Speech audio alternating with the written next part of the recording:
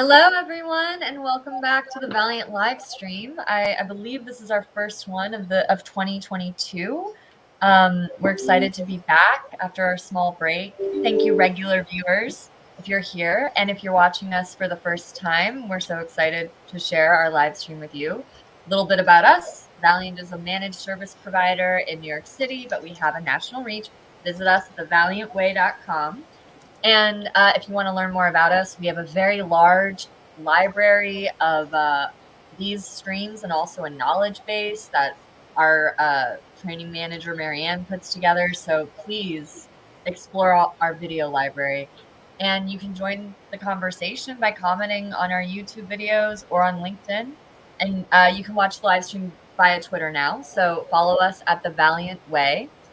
And we'll see you're watching, and we'll get your DMs, and we love answering questions, and we'll build whole streams around questions people have. We really like to know what people are thinking about. And now, Matt, I know we have a special guest today who is someone you brought in. Could you introduce Tim for us? Yeah, absolutely. Before we get into the topic of compliance, or just kind of really skimming the surface of it today with these two, it's going to be interesting to see where things go. I invited Tim Golden from ComplianceRisk.io to join us. Tim is someone I've known for, I don't know, maybe almost a year now, I think. On and off, we've had conversations around compliance and marketing and other challenges and solutions at MSPs and all different sorts of stuff. And honestly, I think he's the first person I talk to most mornings these days. There's usually a hello around 8 o'clock in the morning. And, when we have conversations, we talk about, what we're all doing in our respective jobs, and the stream came up, and it was just one of those, like, you should just join us for the first episode of the year. It's episode 101, and we can call it Compliance 101. And it just felt really good. And that's where it all happened. So we've got Tim with us today, and I'm excited to get into the topic. But let's first let Tim say hi to everybody. Yeah. Hey, Matt, thanks for that warm welcoming. And yeah, you are one of the first people I end up chatting with, besides my wife, first thing in the morning. So I'm glad to be here. Thank you for having me on. I love the irony of Compliance 101, episode 101. Yeah, it's great. And, and I'm looking forward to kind of just barely brushing the surface on compliance, right? It is such a big and can be scary, complex challenge we face, both, MSPs and business owners alike, right? So hopefully this will start, some really good conversations around, where do we go from here? So thanks for the introduction. I'm looking forward to diving right in. Great. Absolutely. And how about we dive in with Megan giving the definition as to what compliance is before we start tearing it to pieces? Let me go grab my dictionary and I'll explain it. Yeah, no, Tim already touched on, and you, Matt, why we're doing this, because even though it's not like we can necessarily have all the answers here, compliance is such a big topic, and it's always prevalent. It's getting more and more prevalent, and we want to, I think, provide an on-ramp for people to start understanding, to start knowing what to ask, to start knowing what to look for. So, first things first, what is compliance even? What is it even? IT compliance specifically, what does that even mean? Formally, it's the act or process of doing what has been asked of you in order to, sorry, I'm reading what you wrote, Matt. I'm so sorry. I'm sorry that I wrote it. No. Sorry. Let me interject for you. So compliance is all about the word comply, and in order to comply means you need to adhere to something, right? You need to follow something, right? The ability to look at a certain set of things and make sure that you meet those standards in a sort of short, summary way. There's, there are legal definitions. I don't want to get into all that, but yes. Thank you. Exactly. Yeah. And George. Yeah, as I say, a lot of it it's meeting a set of requirements that are agreed upon beforehand to provide a certain level of either a contractual obligation or a law, or let's put a really simple example in front of that, George. I agree to work for you for 40 hours a week in order to get a salary. Well, and you comply with the 40 hours a week.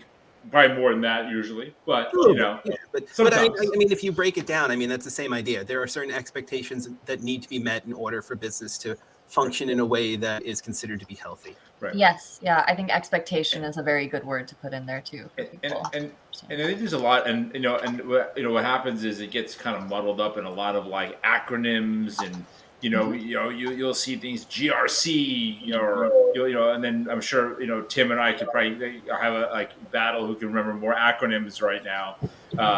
He'll probably win because he's way smarter than I am at this. But that being said,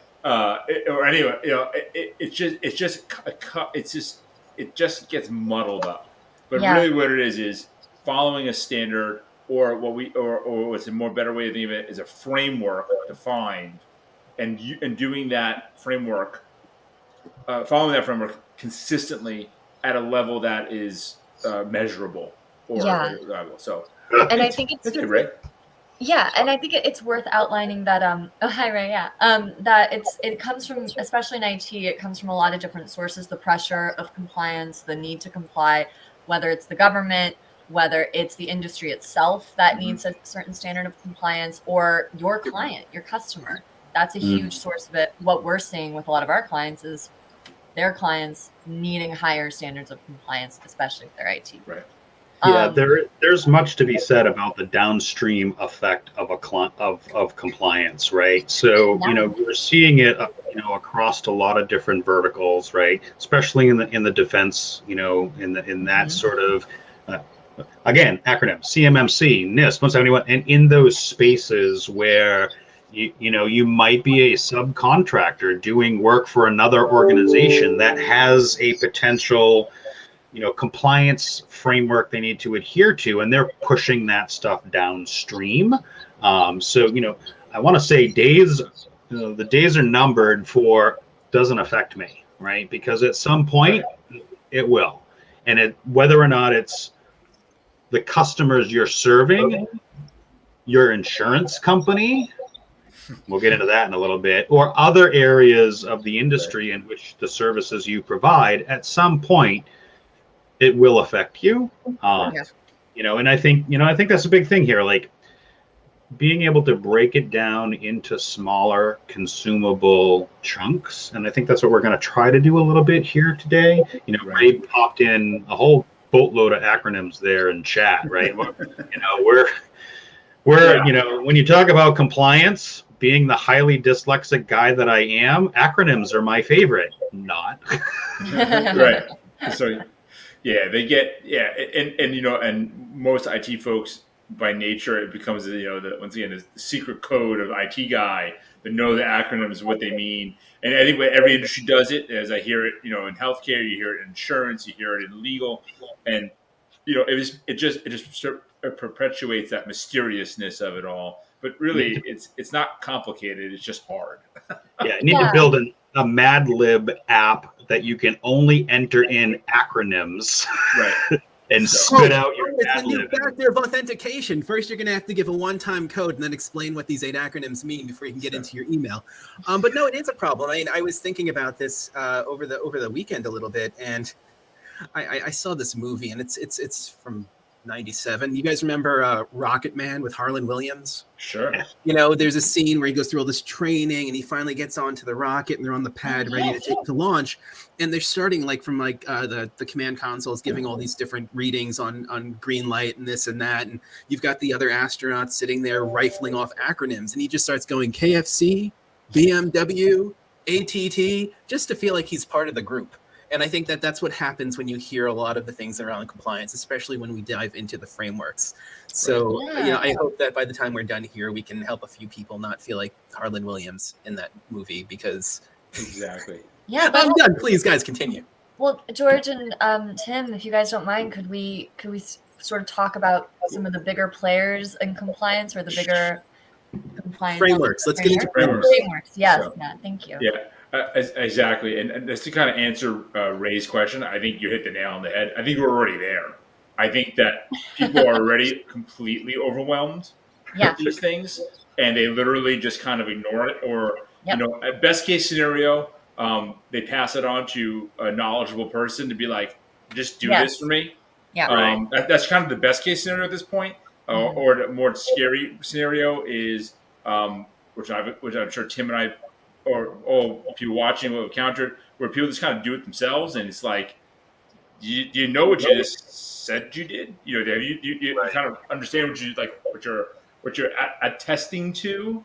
And we'll get to that word in a minute, but we've had that happen where someone attested to an insurance regulatory body here in New York, and we had to walk it back for them really hard because it very much jeopardized their business. So yeah, I know, Matt, you kind of talked about compliance frameworks, risk management frameworks, RMF. Yay, more acronyms. And here's the thing. Like, in the green room, we talked a little bit about GDPR. Well, I'm not in Europe; doesn't affect me. Yeah, but you might want to read a couple things about it first before you say that. Would you mind, for the sake of people who don't know acronyms, what GDPR? So GDPR, the General Data Protection and Regulation stuff that came out from the EU. Basically, if anybody deals with stuff from the EU and the US, blah, blah, blah, I don't want to get into all the gory details, but it's a regulation that was put in place about protecting data privacy. Right. And we're actually seeing more and more of that. California has one. New York has one. I just saw an article 2 days ago where Virginia and Ohio and 47 million other states are starting to put in these privacy protections for end users of visiting websites, of collecting data. So there is just way too many. So to roll back to Ray's question, the concern that it will be so convoluted. At least what I see here in the industry so far is there are a lot of overlapping frameworks. There are a lot of acronyms, or RTMF. Since we're throwing random acronyms, thanks, Connor. There are a lot of overlapping frameworks, and I think that's where the confusion comes in, right? Do I adhere to GDPR, CIS, PCI, HIPAA, HIPPO, blah blah blah, and all that other stuff, right? So, it kind of brings me back to, where do we start as an industry from both an IT management perspective or as a business owner, right? Correct. And where do we start? How do we make it less convoluted, and where do we go from there? So, there's a couple of ways we can do that. And that might be starting someplace. Pick a framework, even if you don't know what you're doing. Something is better than nothing. And this is kind of why we talk a little bit about at Compliance Risk about getting your own house in order. The ability to be able to do the work yourself before you can do it for your clients. Eat your own dog food, practice what you preach. Not only am I a member of the hair club, but I'm also the president. Right. So anyhow, I want to kind of circle back, George, a little bit and talk about the varying frameworks, right? We've thrown out a lot of acronyms, and so where do you come from when you talk about GDPR, HIPPO, as Ray put, HIPAA, and all the other varying frameworks? For you, where do you see Valiant and what you're all doing over there? So that's a great question. So for us, just kind of when we just kind of surveyed the landscape for as an MSP, we think that just kind of go back to the basics here in the United States, which is NIST, the various NIST formats. So at the lower level, more business focused, less complicated than SCSF, and then rolling up as needed to the more high level 8171.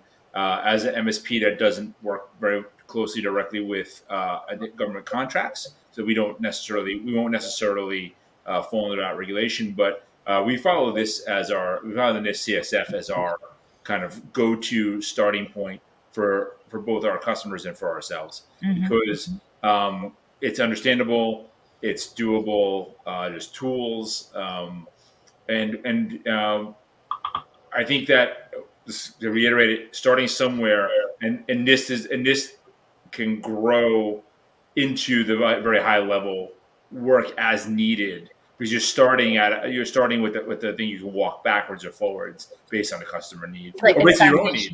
You're getting a somewhat comprehensive baseline that has a broad range of application, and then you have the ability to become a little bit more specialized with regards to your needs by following other frameworks. It's the same thing as looking at as an MSP, as a general manager or contractor of IT services, and then us working with experts in areas like cybersecurity, compliance, and other topics. Correct. It's very close.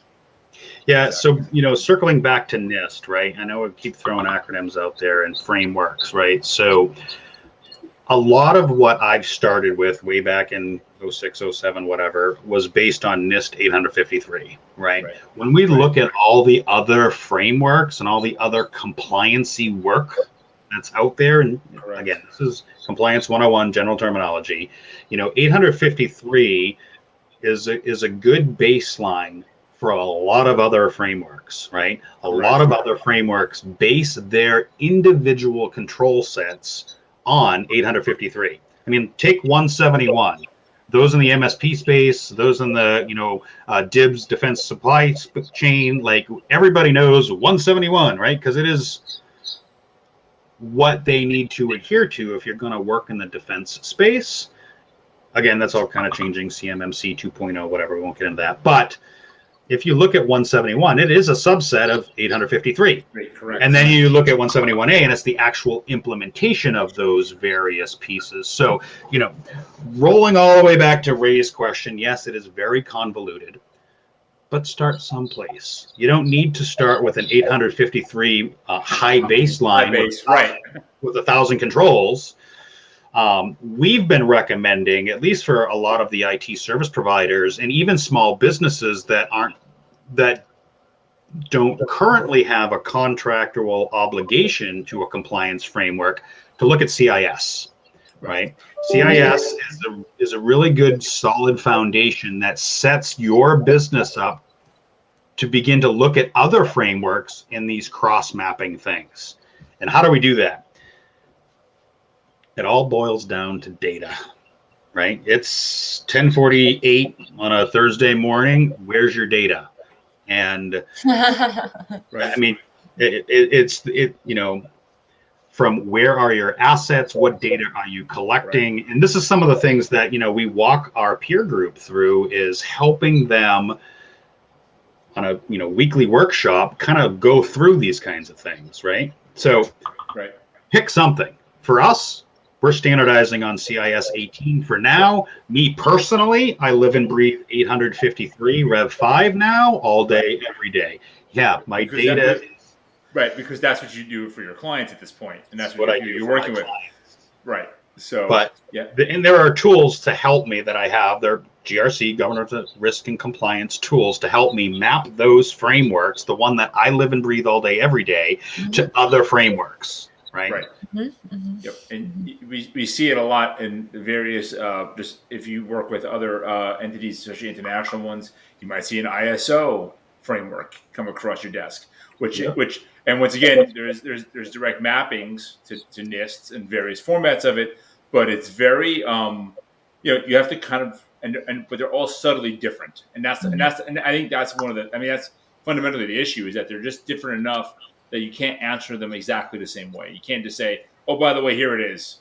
Here's my attestation. Here's my deliverable." I think that's where some of the additional confusion or problems come in. So I love Jonathan's question that Matt just put on the screen. Thank you, Jonathan. Purely about avoiding fines, I think that's a good way to maybe make it a reality for people. Put a little bit of fear in them, but I know we've talked about this before, George and Matt, especially on our stream, about it's also just being the best vendor, partner you can be. I'm starting to think of it as you have to look into your frameworks to kind of be virtuous and responsible with the data that you get trusted with. I don't know. What are your thoughts as well? So, Jonathan, I love you. You always have some really great questions. Yeah. Jonathan and I talk a lot offline, and it always piques my I hadn't thought of it that way. And so this is really great. How do you explain to your client the risk in which they face, right? I mean, we're not insurance companies, but we are in a risk-based business, right? How do you explain selling them MDR, EDR, anti-phishing, all these things. How do you explain to, and I'm not a sales and marketing guy, that's why we have Matt. Exactly. And Jonathan. And Jonathan, right? So how do you explain it? I always try to take it from, what risk do you want to be able to accept, right? At the end of the day, it is their business. We can give them the guidance and the direction and the help to allow them to make informed business decisions based upon the risks that they're willing to accept. Right. I record that because that came out really well. Yeah, no, I think a big piece of it is that they, as a business leader, they're focused on what they think they're focused on: sales, marketing, growth, operation, whatever it is. And this part of it, of the business, is not necessarily where they live and breathe, but we kind of live quite a bit in this space, right? In this risk. I mean, at the end of the day, an MSP, on some ways, is providing insurance to a customer, to provide IT insurance that things are going to work, that we're going to deliver the thing at the time that we say we're going to deliver it at a certain SLA. So I think that it's a really applicable way of looking at it and educating them. And the thing is, you have to find, and unfortunately, Jonathan, this is where it gets tricky. You have to find the customers that want to be educated. Yeah, that's the really. If I give you the magic thing that I as running Valiant and doing sales and also coming from an operations background, it's finding the absolute right people. Well, not absolute is the wrong word, but finding the right people that will understand their own risk and want to learn about their risk and learn how to get the value. Get the value. All right, I'm gonna challenge that because I can. Because I wholeheartedly agree about us as IT service providers, bringing that value to our clients, and in a sense, in the sales and marketing hat that I have every once in a epiphany moment, pre-qualifying our clients. Like, I choose to not work with a lot of healthcare organizations because they generally don't care about their obligations around HIPAA and security and privacy. And so, however, my job, as I look at it, is try to help to educate them to, again, help them understand their risk, right? Sure. And we do get, and so I don't actively seek healthcare covered entities as part of what I do in my compliance work. I do, however, when the prospect comes in, having qualified conversation around with them about, are these risks something that you're willing to take?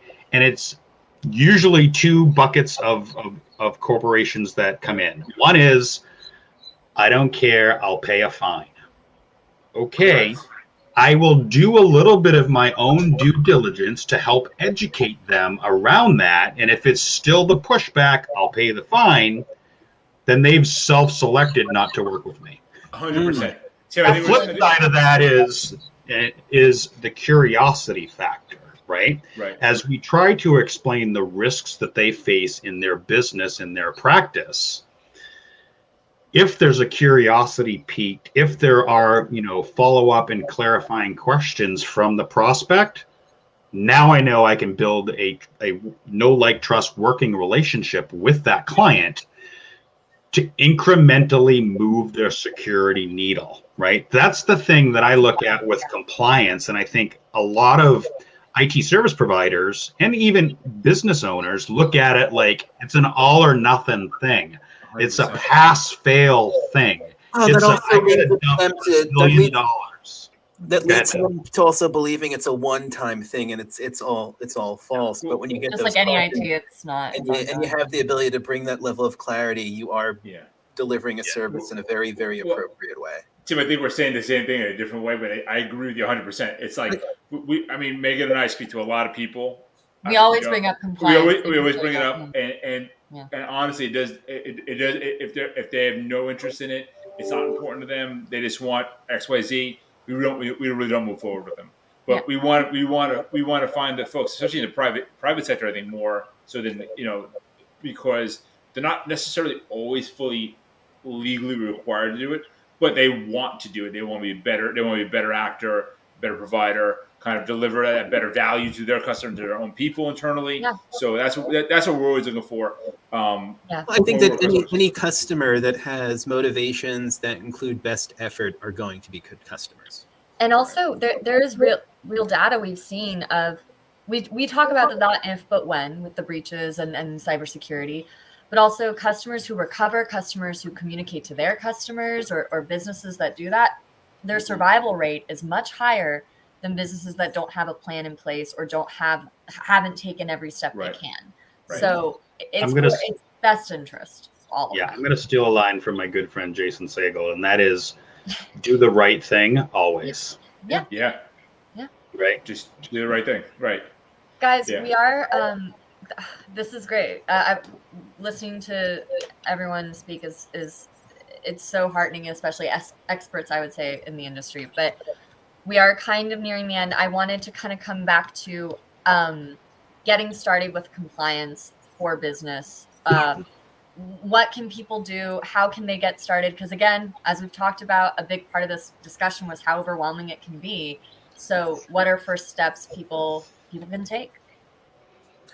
Absolutely. And, it's funny, we normally have these kind of documents that we work through. I think we actually showed last episode what they look like, and there was a lot in here. And we went a little bit off the rails, but in a really good way, because A, I didn't have to talk much today, which is always fun.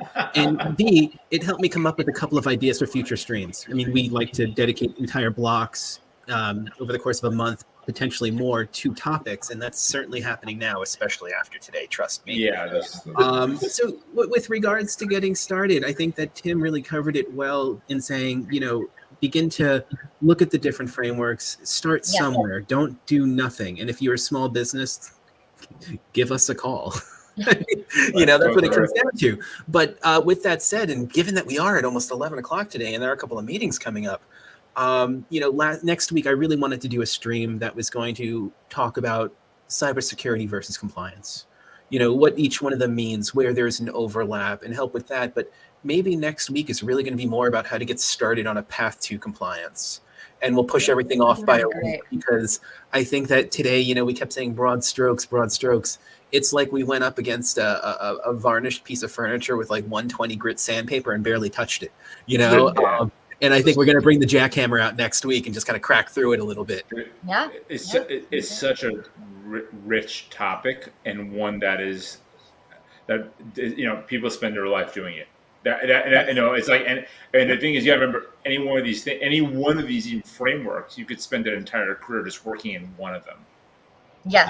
And not necessarily be right. Exactly. I mean, like, you're literally your entire career. And I think that, and I think part of the challenge is that a lot of private businesses are just getting hammered on all sides of these. Yeah.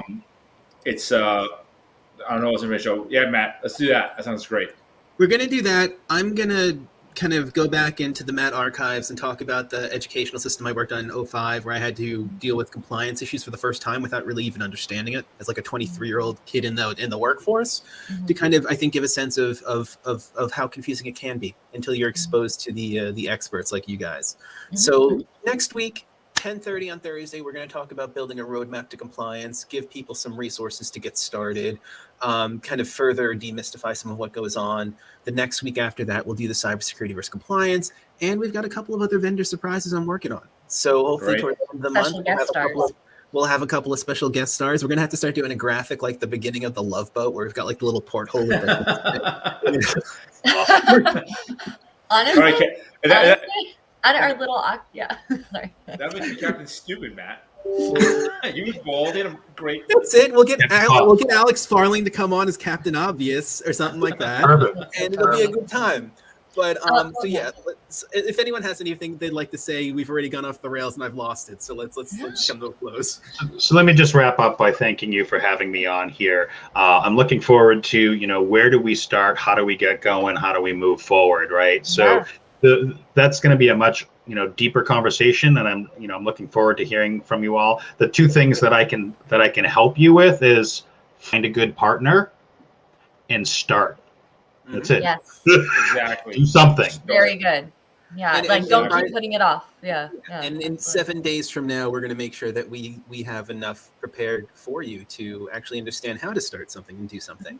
So I guess I just changed my task list for the rest of the week. It's It's gonna be worth it. It's gonna be good. So with that said, please, Megan, close us out. Yeah, sure.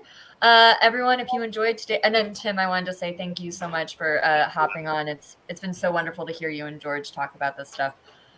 If you enjoyed our stream, please hit that thumbs up button. And if you have any topics for us, send us a message or fill out our online questions form. Again, we love engaging with you guys, and we love making content that we know that you care about and that you want to see. And subscribe to our YouTube channel to keep up with our live streams and other content. And be sure to visit us at thevaliantway.com. It's a great website, and we've got a lot of not only like ways to contact us, but tools on the website itself that can help you with a million things, including getting started with compliance. So thank you all so much, and happy Thursday. Stay safe in the snow. We're supposed to get some. All right, everyone. Have a great week. Later. Bye now. Bye.